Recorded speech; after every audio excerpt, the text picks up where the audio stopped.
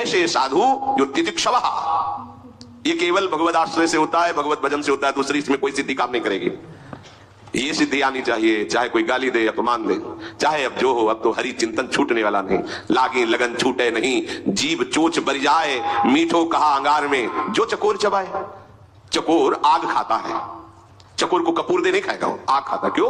उसने सुन रखा है कि भगवान शंकर चिता की भस्म लगाते हैं, और चकोर को चंद्रमा से प्यार है, और चंद्रमा तक उसकी उड़ान नहीं है, पर प्यारे को प्राप्त करना है तो कैसे प्राप्त करें? तो सोचा आग खाऊंगा, भस्म हो जाऊंगा, कभी महादेव जी कृपा करेंगे और हमारी चिता की भस्म लगा लेंगे ऐसे, तो वही मस्तक पर हम चंद्रमा विराजमान है। द्वितीया का प्रीतम से मिलन हो जाएगा। प्रीतम से मिलन की लालसा से चकोर आग खाता है, आग। वो भस्म होकर भी प्रीतम से मिलना चाहता है। वही परमार्थ का प्रतीक है, जो हर कष्टों को रौंदता हुआ हरि की तरफ बढ़े।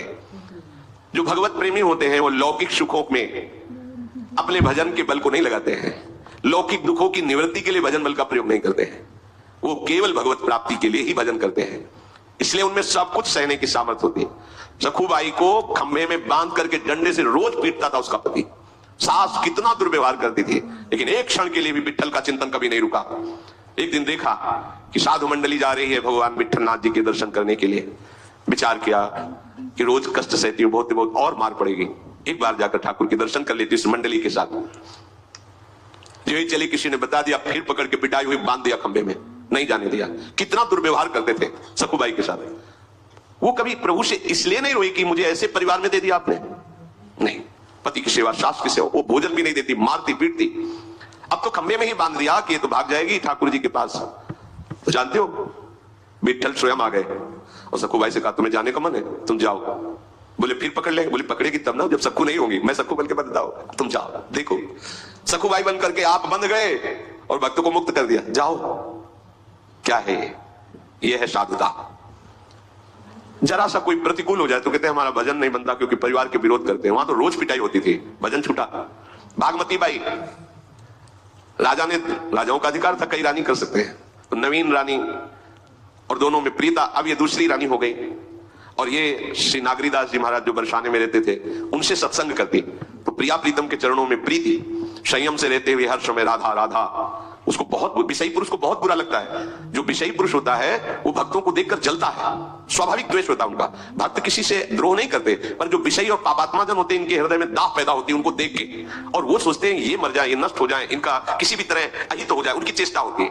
वो रोज पीटते और कैसा बर्ताव करते, रात्रि में उनके ऊपर शैया लगाते और उसके ऊपर नवीन रानी के साथ खिलवाड़ करते।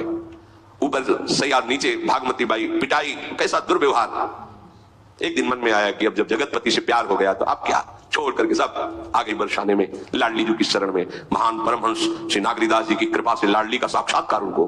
कैसा कष्ट सहा मीरा जी, कैसा कष्ट सहा रत्नावती जी का चरित्र, कैसा किसी भी महान भक्त का चरित्र। अगर आपके अंदर सहनशीलता नहीं है तो भगवत भक्ति कैसे कर पाएंगे आप? 4 लोग प्रणाम कर दिए तो फूल गए, कुछ लोग निंदा कर दिए तो रोने लगे, ऐसा नहीं। भरी सभा में तुम्हारी निंदा हो तो भी तुम्हें मुस्कुराना पड़ेगा, क्योंकि तुम्हारे भगवान तुम्हें पुष्ट करना चाहते हैं। अगर तुम थोड़ी बातों में, तो फिर बहुत बड़ा हमारा युद्ध है, छोटा मोटा युद्ध है। हर बात सहनी है, हर बात, और हर बात हंसते हुए सह सकते हो। एक ही उपाय है, प्रभु के चरणों का भरोसा और नाम जप। मान लीजिए, इससे आप सब जगह जीत जाएंगे, सब जगह। तो तितिक्षवा, और दूसरा कारुणिका, स्वभाव में करुणा होती है। जैसे किसी से त्रुटि हो गई, समझा गया कि अपराध बन गया, अब उसके लिए दंड विधान किया जाता है। चलो आप इतने वर्ष हमारे समीप नहीं आओगे, दूर रहो। अब सबको लगता है कितने कठोर हैं कि इन्होंने दूर कर दिया। तुम पास हो उतना चिंतन नहीं होता जितना वो दूर है उसका चिंतन हो रहा है। उस गुरुजनों की करुणा को तुम समझ नहीं पाओगे।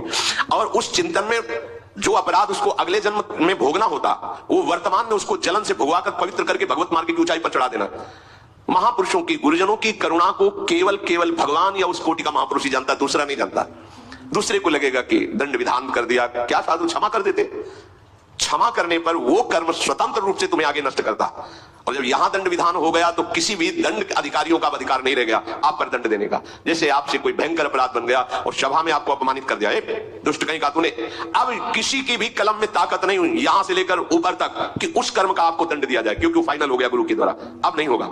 इसीलिए गुरुजन कभी क्षमा नहीं करते, तत्काल दंड देते हैं, क्योंकि कोई और दंड ना दे दे। जैसे अपना बच्चा गलती करे और लोगों ने पकड़ लिया अब मां बड़ी चतुर होती है, वो दौड़ के जाएगी, अच्छा ये है ही दुष्ट ऐसा, और सबसे छुड़ा के वो अपना हाथ पकड़ के और ऊंचा हाथ करके मानो बहुत जोर प्रहार कर रही, और यहां लगेगा धीमे और खूब हल्ला मचाएगी, और इशारे से बच्चे से भी कहेगी रो डट के, जिससे सब लोग कहे अरे बहन जी रहने दीजिए, अब लड़का ही तो है, बोले तुम कहते हो तो छोड़ देते, चलो छोड़ दिया। ये एक वात्सल्य अंश में चतुरता है, तो अनंत वात्सल्य समुद्र प्रभु का स्वरूप गुरुदेव संत में कितनी करुणा होगी। भयानक से भयानक अपराध को ऐसे साधारण बातों से वो नष्ट कर देते हैं। कारुणिकाः, साधु के हृदय को जानना केवल भगवान या भगवत स्वरूप, उसी कोटि का महात्मा दूसरा नहीं जान सकता।